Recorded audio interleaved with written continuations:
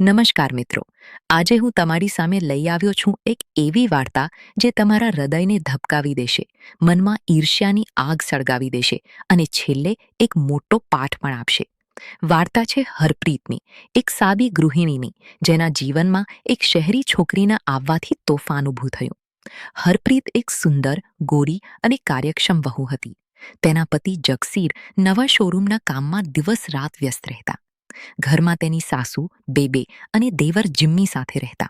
Jimmy 28 વર્ષનો, આકર્ષક, પહોળા ખભાવાળો અને હંમેશા હસતો ખેલતો યુવાન હતો. હરપ્રીત અને જિમ્મી વચ્ચે બાળપણથી જ એક અલગ જ નજીકતા હતી, જે ધીરે ધીરે એક અવ્યક્ત આકર્ષણમાં ફેરવાઈ ગઈ હતી. જ્યારે શહેરના માલિકની દીકરી અમન ઘરમાં કેટલાક દિવસ રહેવા આવી, ત્યારે હરપ્રીતની મનની શાંતિ ઉડી ગઈ. અમન ખરેખર શહેરી હતી, જીન્સ અને ટોપમાં આકર્ષક, ખુલ્લી વાતો કરનારી, આત્મવિશ્વાસથી ભરપૂર અને તીક્ષ્ણ નજરવાળી. તે શોરૂમના હિસાબ કિતાબમાં મદદ કરવા આવી હતી, પણ તેની હાજરીએ આખા ઘરનું વાતાવરણ બદલી નાખ્યું. જગસીર શોરૂમના કામે પિંડની બહાર ગયા હતા. ઘરમાં શાંતિ હતી, પણ અમનના આવવાથી તે ખતમ થઈ ગઈ.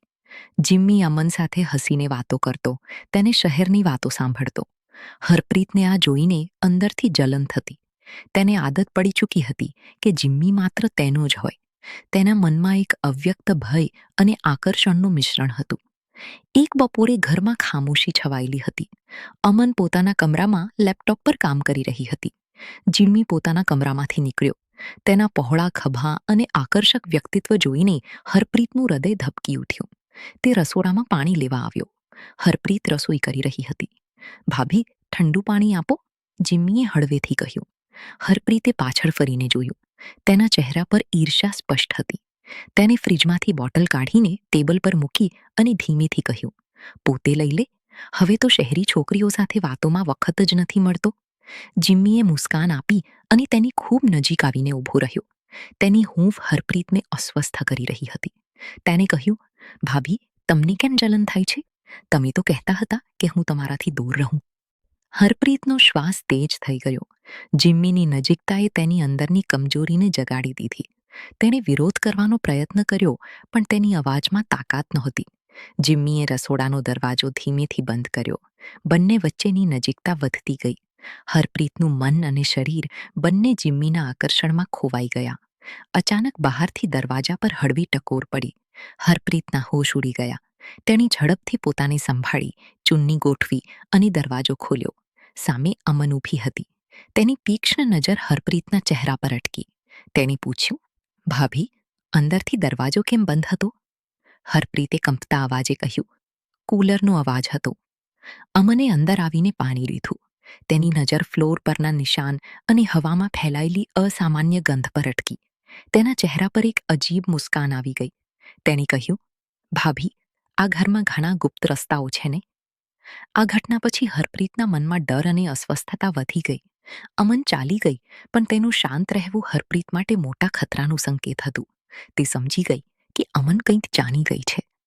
રાતે જ્યારે જગસીર આવ્યા, ત્યારે બધું સામાન્ય લાગતું હતું, પણ હરપ્રીતના મનમાં તોફાન ચાલી રહ્યું હતું.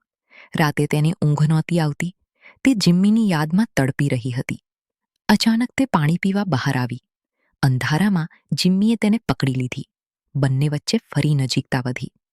આ વખતે તેમની વચ્ચેની આકર્ષણ વધુ તીવ્ર હતી. આ રીતે દિવસો પસાર થતા ગયા. હરપ્રીત પોતાની કમજોરીને સમજી રહી હતી, પણ તેને રોકી શકતી નહોતી. જિમ્મી સાથેની આ ગુપ્ત મુલાકાતો તેને એક અજીબ જ રોમાંચ આપતી હતી, પણ અમનની હાજરી તેને હંમેશા ડરાવતી હતી. એક રાતે અમને હરપ્રીતને મેસેજ મોકલ્યો કે તે જિમ્મીના કમરામાં સૂવા આવી રહી છે. હરપ્રીતના હૃદયમાં ઈર્ષ્યા અને ડરનું તોફાન ઉઠ્યું. તેને જિમ્મીને મેસેજ બતાવ્યો. જિમ્મીએ તેને અલમારીમાં છુપાવી દીધી. અમન આવી અને અલમારી પાસે આવીને ઊભી રહી. તેણે અલમારી ખોલી, પણ કંઈ કહ્યા વગર બંધ કરી દીધી અને જિમ્મીના બેડ પર સૂઈ ગઈ. હરપ્રીત અલમારીના અંધારામાં ઊભી હતી. તેના હૃદયની ધબકારો તેને કાનમાં ગૂંજી રહી હતી. અમનની હાજરી તેને અસહ્ય થઈ રહી હતી. આ ઘટનાએ તેને સમજાવી દીધું કે અમન તેમને બ્લેકમેલ કરી રહી છે. બીજે દિવસે અમને સ્પષ્ટ કહ્યું, ભાભી, મને તમારા રાજની ખબર છે. જ્યાં સુધી તમે મારી વાત માનશો, ત્યાં સુધી આ રાજ ગુપ્ત રહેશે. શોરૂમના હિસાબમાં મારું કહેવું માનજો. હરપ્રીત ડરી ગઈ. પણ તેની અંદરની કમજોરી તેને જિમ્મી તરફ ખેંચતી હતી. જગસીરે જાહેર કર્યું કે તેઓ અમન સાથે શહેર જશે. આ સાંભળીને હરપ્રીતના મનમાં મિશ્રિત લાગણીઓ ઉઠી, ખુશી અને ડર. જગસીર અને અમન શહેર ગયા. ઘરમાં હરપ્રીત અને જિમ્મી એકલા રહ્યા. આ સમયમાં તેમની વચ્ચેની નજીકતા વધુ ગાઢ થઈ. તેઓ રાતે લાંબી વાતો કરતા, એકબીજાની નજીક આવતા. પણ અમનના મેસેજ અને ફોન તેમને હંમેશા યાદ અપાવતા કે ખતરો હજુ છે. એક દિવસ અમને ફોન કરીને કહ્યું, ભાભી, જો તમે મારી વાત નહીં માનો તો હું જગસીરને બધું કહી દઈશ. હરપ્રીત ડરી ગઈ. તેને જિમ્મીને કહ્યું. જિમ્મીએ કહ્યું, અમનને સંભાળી લઈશું. પણ અમન ખૂબ ચાલાક હતી. તેની શહેરમાં જગસીર સાથે વધુ સમય વિતાવવાનું શરૂ કર્યું. હરપ્રીતને આ જાણીને ઈર્ષા થતી. તે સમજી ગઈ કે અમન જગસીરને પોતાના તરફ ખેંચી રહી છે. છેવટે એક દિવસ જગસીર પાછા આવ્યા. ઘરમાં તણાવ વધ્યો. અમને હરપ્રીતને કહ્યું, ભાભી, હવે તમારે મારી સાથે સહકાર આપવો પડશે. હરપ્રીતનું જીવન એક અજીબ તોફાનમાં ફસાઈ ગયું.